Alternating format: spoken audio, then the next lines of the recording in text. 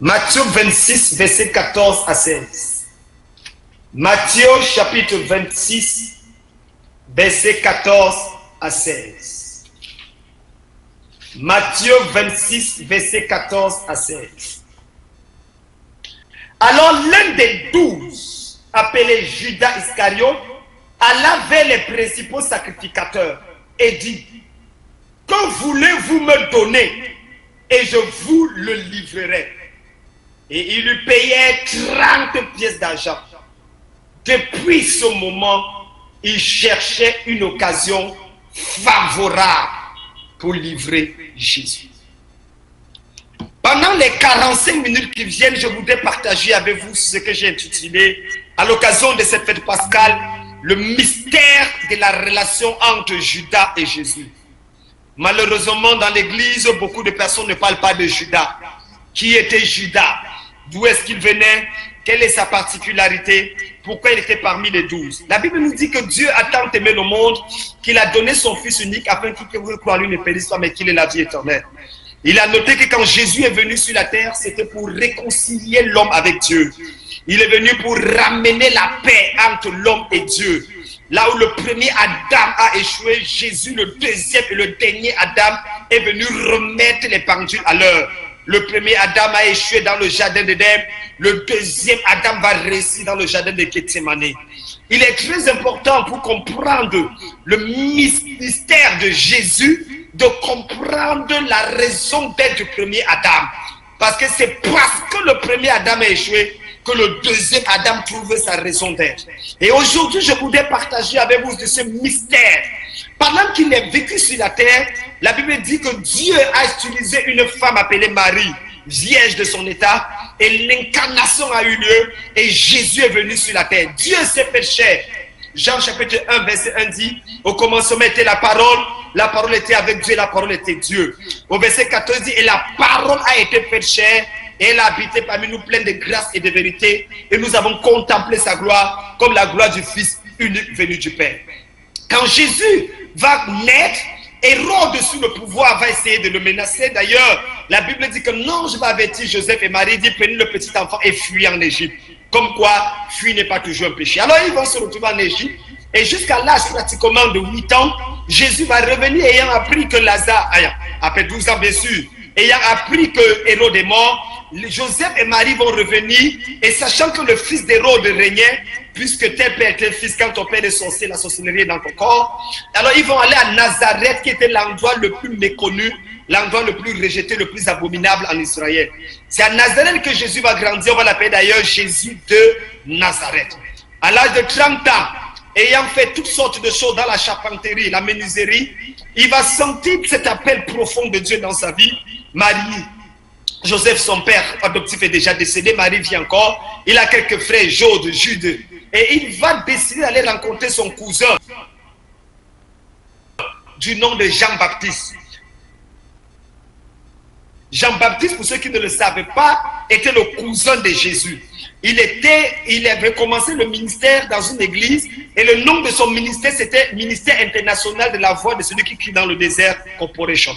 Donc en réalité, plusieurs venaient dans le désert pour écouter les paroles révolutionnaires, les paroles révolutionnantes et les paroles bouleversantes de cet homme qui était habillé avec un vêtement de chameau et qui se nourrissait de manière étrange.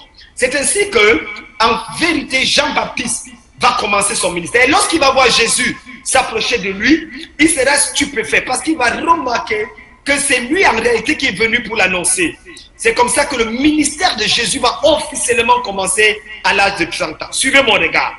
Quand il reçoit l'onction et le ciel est ouvert, c'est pour ça que j'ai l'habitude de dire, peu importe ton éducation, tant que ton ciel n'est pas ouvert, tu ne feras rien de ta vie. Il faut qu'on soit clair. C'est l'ouverture du ciel qui garantit le succès d'une destinée. Peu importe tes relations, peu importe tes éducations, peu importe ta richesse, si ton ciel est fermé, tout est fermé dans ta vie. Tu vas monter, monter, monter, et tu vas finir par descendre, descendre, descendre, parce que le ciel est fermé. Dans cette logique prophétique, c'est ainsi que Jésus va quitter du désert Il va revenir à Nazareth. On va lui remettre dans l'église de ses parents un livre. Ce qu'on appelle un parchemin.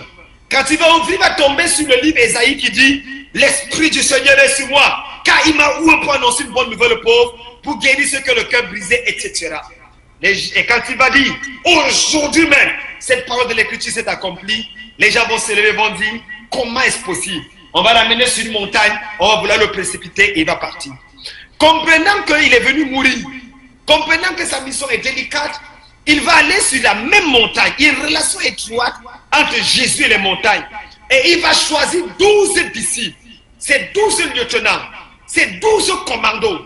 Il va les prendre et avec eux, il va les inculquer la vision prophétique et apostolique de son ministère dans l'objectif de savoir qu'après 3 ans et demi, ils seront capables de perpétuer le travail messianique qu'il avait commencé.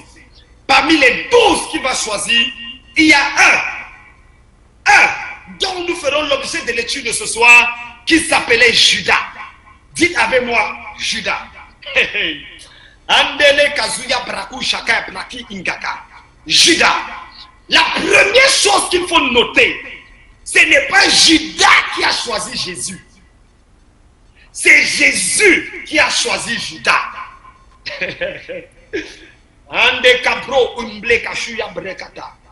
Et Jésus n'a pas choisi Judas par hasard, par tiessé, après une longue nuit de sommeil. La Bible dit qu'il a passé toute une nuit à prier. Toute une nuit à prier. Et il appela les 12. Il vint à lui. Donc il appela ses disciples. Judas, avant d'être apôtre, était d'abord disciple. Après une nuit de prière intensive avec Dieu le Père et Dieu le Saint-Esprit, la Sainte Trinité a validé le texte des choix des 12 élus comme apôtres.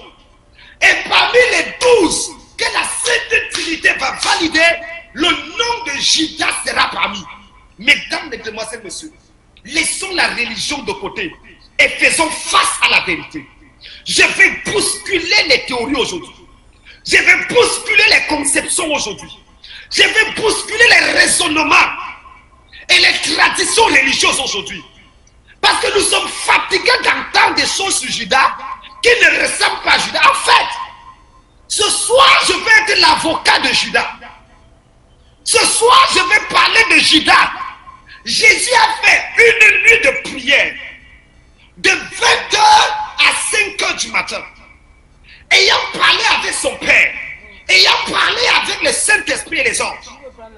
Quand il sort de la nuit, la Bible dit il appela les 12. Et il vint à lui. Est-ce que tu peux mettre la climatisation?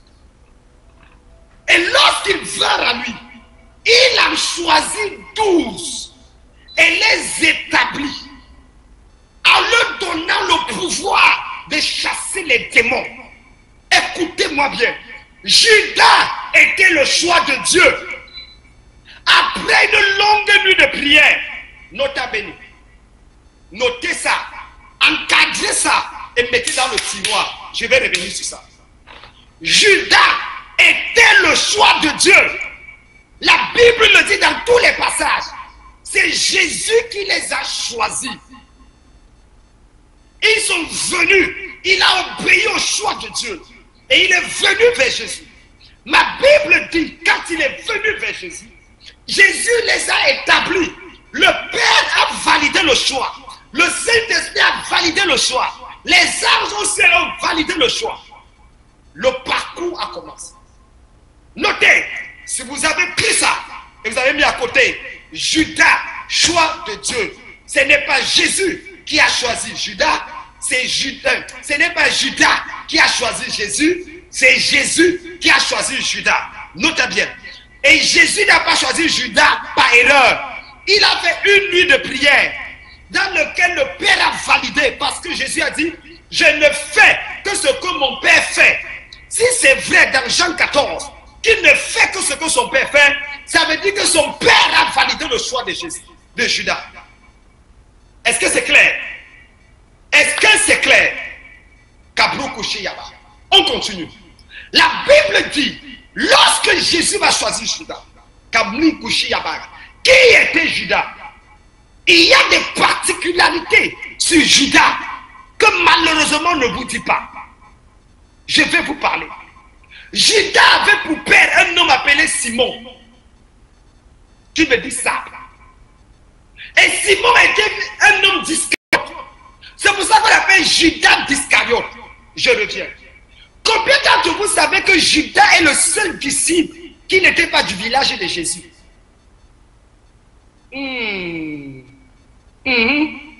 Le seul disciple qui n'était pas du village de Jésus. Tous les 11 autres disciples étaient de Galilée, du même village que Jésus. Judas était de la Judée, pas de la Galilée. Il était de la Judée et pas de la Galilée. Les autres disciples étaient des Benjamites de la Galilée. Judas venait de la tribu de Judas. L'homme sur qui l'onction royale devait déposer. Ce qui veut dire que sur le plan héréditaire, sur le plan de l'ADN, Judas en réalité avait plus de grâce et plus de faveur devant la Trinité que les autres. Je reviens. Le nom Judas d'Iscariote, Ishcariote. Ish veut dire le fils de, ou l'homme de. Ish, l'homme. Ou encore Ios. Ishcariote, c'est l'homme de Cariote. Le village de Cariote est un village à l'extrême nord de la Judée, presque à la frontière d'Édom. Vous connaissez qui était Édom et moi? Lorsque Lot et sa fille ont eu des rapports, ils ont eu les Édomites et les Moabites, un peuple rebelle et abominable aux yeux de Dieu. Donc, Iscariote, selon Josué chapitre 15, quand il va distribuer la terre promise aux enfants d'Israël selon les 12 tribus, il va donner à Judas cette partie du pays, et c'est là où Iscariote sera, à la frontière avec Édom. C'est pratiquement à 30 km de Hébron, 30 km d'Hébron, vers la frontière. Judas donc est en réalité le fils, un homme du village de Cariote, là où Jésus n'est jamais parti dans tout son ministère. Ne pas vous choquer. Nulle part Jésus était à Cariote. Il a visité la Décapole, il a allé presque dans tous les autres, mais pas. Est-ce la raison pour laquelle on l'a trahi? Je ne dis pas que c'est ça. J'ai d'autres raisons à vous présenter tout à l'heure. Lorsque Dieu donc commande Judas, qui est à l'extrême sud, le sud-ouest de la Galilée, se retrouve en Galilée, là où Jésus l'a choisi.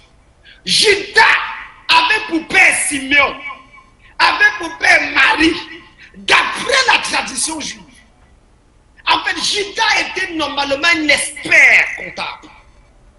La plupart des autres faisaient du travail. Certains devenaient scribes, d'autres des marchands, certains étaient entrés dans les principes judaïsants, d'autres. Si Jésus marchait avec quelqu'un qui avait l'épée, à combien de fois de raison que Dieu punisse le diable? Alors, nous arrivons, qui est Jésus? Judas donc tenait la bourse, d'après Jean chapitre 13, le verset 29. L'histoire nous dit que c'est à l'âge de 25 ans qu'il va devenir disciple de Jésus. Très élégant, courtois, très renfermé, d'où est posé. Judas est un croyant authentique. Ce n'est pas parce que Jésus l'a appelé démon. N'est-ce pas moi qui vous ai choisi? L'un de vous est un démon. Les gens peuvent dire oui, vous voyez, c'est un démon, c'est un démon. Attention, ce n'est pas parce que Jésus a appelé Judas démon qu'il était démon. La preuve, tu veux la preuve? Jésus n'a pas appelé Pierre Satan. Qu'est-ce que Jésus a dit à Pierre? Arrière de moi, Satan. Il dit, s'adressant à Pierre, il dit arrière de moi, Satan. Est-ce à dire que Pierre était Satan? quand on ne comprend pas les Écritures, on est obligé de dire des choses bizarres. Chien! Arrière de moi, Satan. Donc, Judas a prêché l'évangile. Judas a mené les gens à être sauvés. Judas a chassé les démons. Il avait dit les 12 allaient, Luc chapitre 10, Matthieu chapitre 10. Ils allaient de village en village et chasser les démons. Entre parenthèses, ce n'est pas parce que tu chasses les démons que Dieu est avec toi, ou bien que tu finiras au ciel. Notez ça. Ce n'est pas parce que tu chasses les démons que tu finiras au ciel. Judas a prophétisé. Ce n'est pas parce que tu prophétises que tu finiras au ciel. Ça, c'est très... Ce qui t'amènera au ciel, c'est ta marche avec Dieu. Ta vie de sincérité et d'intégrité. C'est ça. C'est ton attachement à Dieu. Ton radicalisme dans ta vie. Ta façon d'être sérieux avec Dieu. De fuir le péché. Le mensonge, le vol, la fornication, l'adultère, la cupidité. Quand tu fuis ces choses, ta place est réservée au ciel. Et je le dis avec certitude et conviction. Il n'y a personne qui va me jeter la première pierre. C'est ça. Donc chasser les démons, parler en l'âme et faire des choses, c'est pas ça la garantie. Judas l'a fait. J'arrive. Donc c'est un homme zélé. Et quand Jésus va l'appeler démon, parce que Jésus, par la théologie de Jésus, les actes et les paroles révèlent en réalité qui tu es. Et parlent pour toi. Tu ne peux pas dire que, oh non, vraiment. Jésus t'adresse selon l'action que tu poses ou les paroles que tu dis. Parce que l'homme est le résultat, le produit. Que ça, c'est le prix qu'on pouvait vendre et donner à manger à quelqu'un qui est pauvre. Il connaissait les prix du parfum à distance. Ça veut dire que le gars était un connaisseur. Le gars était un connaisseur. Excusez-moi. Quand Judas se retrouve dans cette situation, quel est le problème? Qu'est-ce qui a fait que Judas tombe? Qu'est-ce qui s'est passé? Je le redis. Si Judas était un démon dès le départ, ça veut dire que Jésus lui-même a fait une erreur en choisissant un démon. Et si Jésus a choisi un démon, ça veut dire qu'il n'a pas le droit de punir ce démon parce que le démon a fait exactement c'est la raison pour laquelle il a choisi. C'est que ça ferait de Dieu un homme méchant. Choisir quelqu'un pour qu'il te trahisse. Et quand il te trahit, et tu le condamnes parce qu'il t'a trahi, c'est fait comme c'est un président. Choisir quelqu'un pour qu'il vole, et quand il vole, tu l'emprisonnes. C'est fait comme c'est un pasteur. Choisir quelqu'un pour qu'il mente, et quand il mente, tu le condamnes, tu l'excommunies. C'est faux. C'est fait comme c'est un homme de Dieu. Coucher avec une femme, et quand elle vient, tu l'excommunies, et toi tu restes. Que Dieu punisse le diable. Et sa troisième femme. Soyez, comprenez-moi. Judas, au départ, n'était pas mauvais. Donc ne dites pas que non, il est un démon. Jésus lui-même l'a appelé un démon. Jésus a appelé Pierre Satan. Est-ce que Pierre était mauvais dès le départ? L'action là. Numéro 2. Est-ce que ça ne vous surprend pas que Jésus n'a jamais excommunié Judas?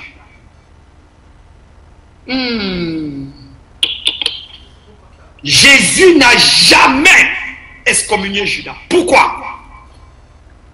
Pourquoi? Voilà quelqu'un que tout le monde sait qu'il vole. Ça, c'est une gifle pour les pasteurs qui sont toujours prêts à brandir l'excommunication. Alors, frère, nous sommes une église pure spirituelle. Une église sainte et radicale. On ne tolère pas le péché ici. Alléluia! Alléluia! Frère tel, excommunié pour avoir couché avec la souris. Sœur tel, il y a de cela 3 ans, tu as convoité 2 personnes. Au dernier banc. Sorcellerie. N'était pas mauvais au départ. Judas était un apôtre choisi par Dieu, dont la mission.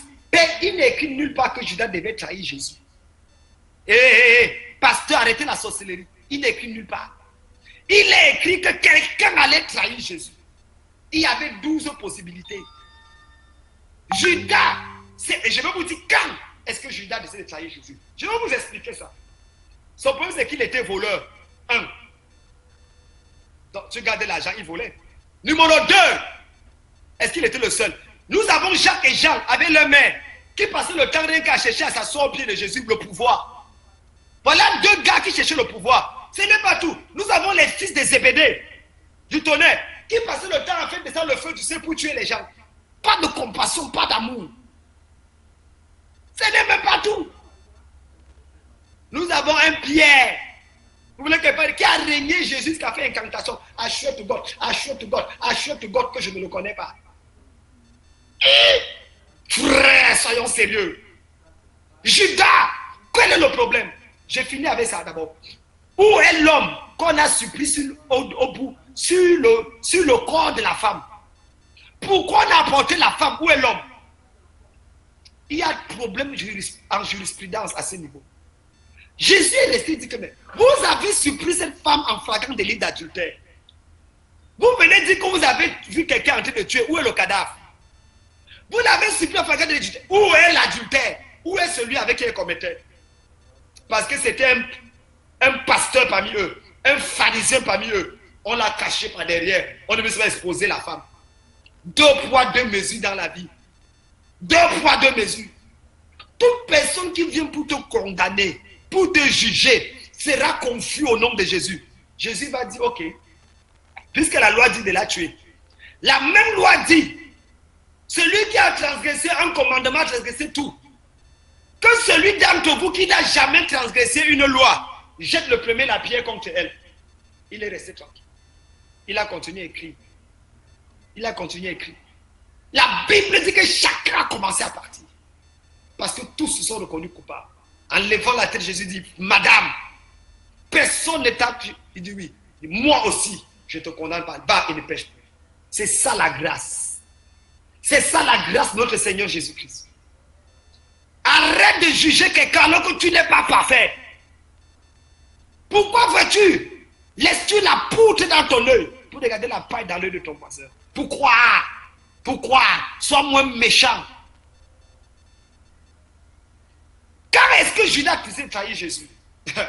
Mystère de la relation. On dit que Jésus, le disciple que Jésus aimait le plus, c'était Jacques. Oui. On dit que le disciple qui aimait le plus Jésus, c'était Pierre. Oui. Mais notez bien. Jésus n'a pas remis les clés au disciple qui l'aimait le plus, mais il a remis les clés au disciple qui l'aimait le plus. C'est une différence. Leader, écoutez-moi bien. Jésus n'a pas donné les clés du royaume à Jean, qu'il aimait le plus. Mais il a donné à Pierre, qui l'aimait le plus. Ne donne jamais les clés de ta vie à quelqu'un que tu aimes le plus. Donne les clés de ta vie à celui qui t'aime le plus.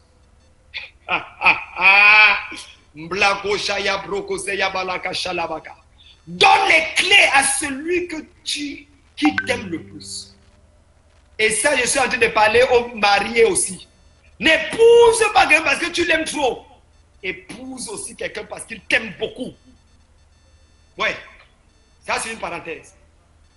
Judas était le plus intellectuel des disciples de Jésus. Judas était l'un des plus jeunes. Le plus jeune c'était Jean. Après Jean venait Judas, 25 ans. Jean a répondu à l'appel environ à 21 ans. Le seul qui n'était pas du même village que Jésus, c'était Judas. Tous les autres étaient de Galilée. Judas était le seul qui était de Kérioth, en Judée, à 30 km de Hébron, au l'extrême nord, vers la frontière d'Édom. C'est là où le village de Judas était. Son père s'appelait Simeon, sa mère s'appelait Marie. En fait, la tradition juive dit... Non, je ne vais pas entrer là-dedans. Quand est-ce que donc Judas, la Bible dit, Judas aimait l'argent. Il est allé voir les disciples pour leur dire, que les pharisiens, qu'est-ce que vous allez me donner pour que je vous livre Jésus? Il y a 3 écoles théologiques à ce niveau. Première école théologique. Ceux-là qui défendent la thèse selon laquelle Judas a trahi Jésus parce qu'il aimait l'argent. Nous sommes le vendredi. Hein. Ils disent que Judas a trahi Jésus parce qu'il aimait l'argent. Ça, c'est la première thèse de ceux qui parlent. Donc, c'est par amour pour l'argent que Judas a trahi Jésus. Moi, docteur Dionodore Kamdem Nunga, docteur en sociologie et en théologie, 30 ans de marche avec déjà lu la Bible plus de 80 fois de Genèse à l'Apocalypse, je suis contre cette théorie. Numéro 2. Certains disent que, deuxième école, Judas a trahi Jésus parce que c'était écrit. En fait, ils entrent dans la dimension du déterminisme, du principe de l'élection et de la prédestination, selon lequel nos choix et nos décisions en réalité ne dépendent pas de nous, mais ce sont les choses qui sont déjà écrites quelque part. Nous ne sommes que des marionnettes. L'amour n'est qu'un théâtre. Et nous ne sommes que des marionnettes dans lesquelles nous sommes en train de travailler pour voir et faire vivre les choses. Ça, c'est leur vision des choses.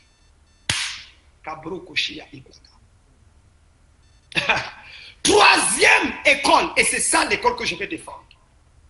La troisième école, c'est ceux qui pensent que Judas, de par son background et de par la tradition qu'il avait, vendait Jésus parce qu'il voulait, il attendait depuis comme les autres disciples la libération du peuple d'Israël. Et il voulait démontrer aux pharisiens que Jésus est capable et plus que ce qu'il pensait. Tu m'écoutes à partir du Canada, de la France, du Congo, de la Côte d'Ivoire, du Cameroun, tu m'écoutes à partir de Douala, Yaoundé, Bafoussam, Bétois. Ton dimanche arrive. Le dimanche de ton mariage, le dimanche de ton élévation, le dimanche de ta passion, le dimanche de ta gloire, ça arrive. Tes ennemis vont mordre la poussière. Il y a un jour, appelé ton jour. La Bible dit, quelle que soit la durée de la nuit, le jour finira par arriver. Et je sais que le Dieu de la Bible ne manque jamais. Il ne déçoit jamais. On t'a rejeté, on t'a humilié, on t'a méprisé, on a dit que tu ne vaux pas la peine. Même dans les églises, on a dit que bah, tu ne donnes pas l'offrande, le pasteur ne te visite pas. Laisse-moi te dire, il y a un Dieu au ciel.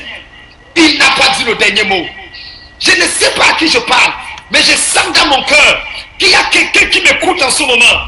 Tu as été trahi, tu as été rejeté, tu as fait confiance à quelqu'un, tu lui as donné tes choses, tu lui as partagé tes secrets, et la personne s'est levée contre toi. La personne s'est levée contre toi, a gâté ton foyer, a gâté ta vie, a sali ton nom partout d'ailleurs.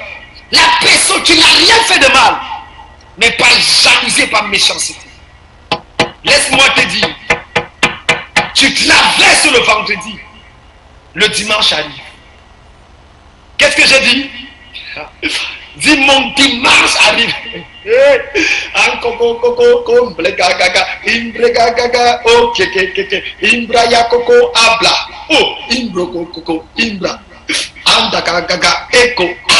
Mon dimanche arrive. Judas ne savait pas qu'après avoir livré le Messie, le dimanche allait venir. Les pharisiens ne savaient pas qu'en crucifiant le Messie, le dimanche allait arriver. Mon frère, ma soeur, ton dimanche arrive. Dieu ne laissera jamais que tu meurs dans la souffrance. Sa justice se fera voir. C'est écrit dans la Bible. Joseph a été mis dans un puits, vendu comme esclave en Égypte. Il a fini sous le trône. David a été rejeté dans la brousse. Il a fini sur le trône. Daniel a été envoyé en exil. Il a fini sur le trône. Donnez-moi les cas. Ils sont nombreux. Et tu es le prochain sur la liste. Oh, tu n'as pas dit amen. Tu n'as pas dit amen. Tu es le prochain sur la liste. Tu es le prochain sur la liste. Donc, pour clôturer mon message, Judas, c'est qui? La relation de Jésus et Judas était une relation d'amour, de confiance. Mais quand Satan est entré en Judas, les choses ont changé. Méfie-toi quand Satan entre dans ton ami, ton mari, ta femme, ton enfant, ton père, ta mère. Ce n'est plus ton père, ce n'est plus ton ami, ce n'est plus ton mari, ce n'est plus ta femme. Dès que Satan entre en quelqu'un, fuis la personne. Oh, je parle à qui? Fuis la personne. Dès que Satan, pendant que je parle, je sais que tu es là. Parmi eux, il y a des gens que Satan est en train de pousser à écrire. Quand tu vois les commentaires, tu vois que Satan est entier en eux. Satan dit écris ceci, écris ceci. Au lieu d'écouter la pertinence du message, le diable est entier en eux, il dit que écris, écris. Dis, ne suis pas le message. Oh, il te doit. Oh, c'est un beau. Je te délivre par la force au nom de Jésus. Ah, quelqu'un vient de te délivrer. Sois délivré encore au nom de Jésus. Ah, il y a l'autre qui est délivré, ne tombe pas, ne tombe pas. Sois libéré au nom de Jésus. Kablou Kouchia, je sens les délivrances en train d'avoir lieu. Sois libéré encore au nom de Jésus. J'aime chasser les démons, mon frère. Ça a un goût. Jésus est vivant. La relation entre Judas et Jésus. Dès que Satan entre en quelqu'un, tu ne peux plus reconnaître la personne. Quelqu'un qui te disait, tu es mon alpha et mon oméga. Hein? Il y a un chant qui dit ça. Tu es le seul moustique qui ne me donne pas le palu. Mon cœur bat au rythme de ta démarche. Quand je te vois, ça fait tchoukoum tchoukoum. Ta démarche est prophético-apostolique. Tu es le seul crocodile dans mon marigot. Quand tu te mouches, j'ai envie de charger mon pain.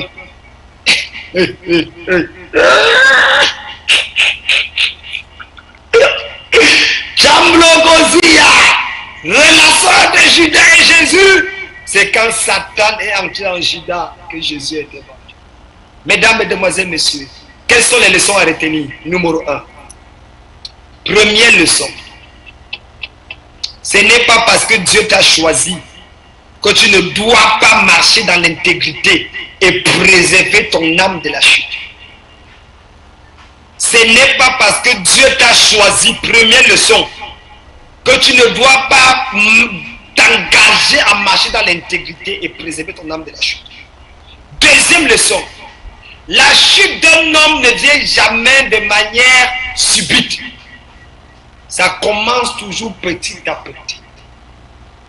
Deuxième leçon, la chute d'un homme ne vient jamais de manière subite.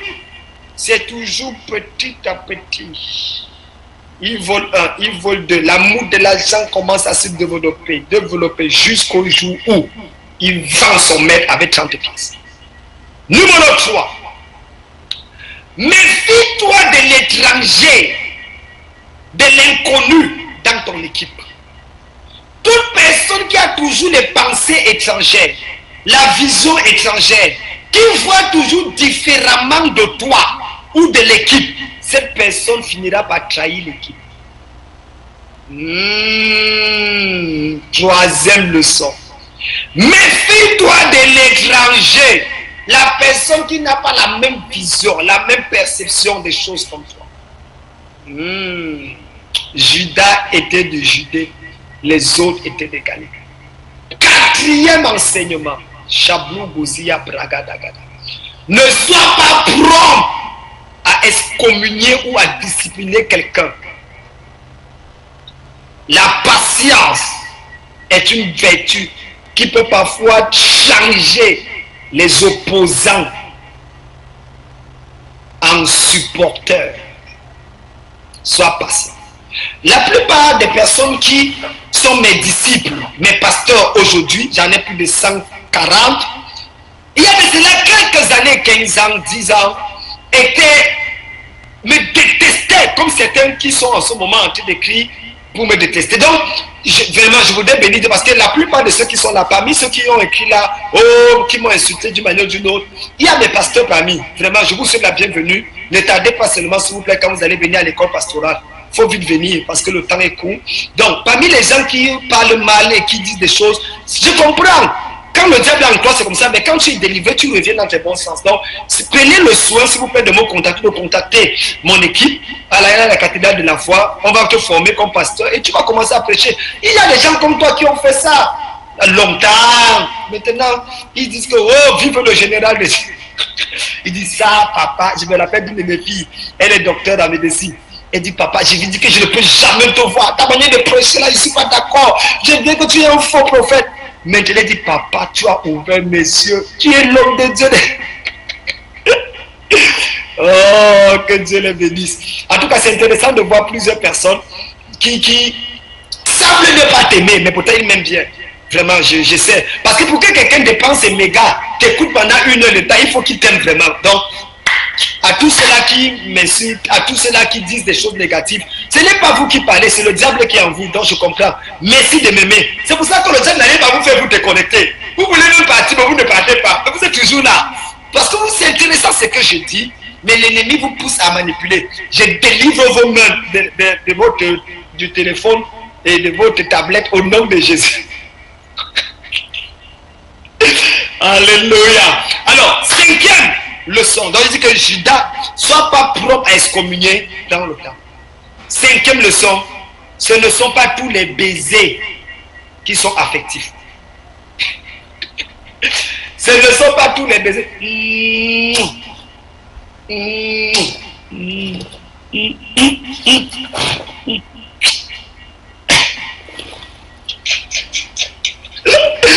Ce ne sont pas tous les baisers. Il y a quelqu'un qui fait comme ça.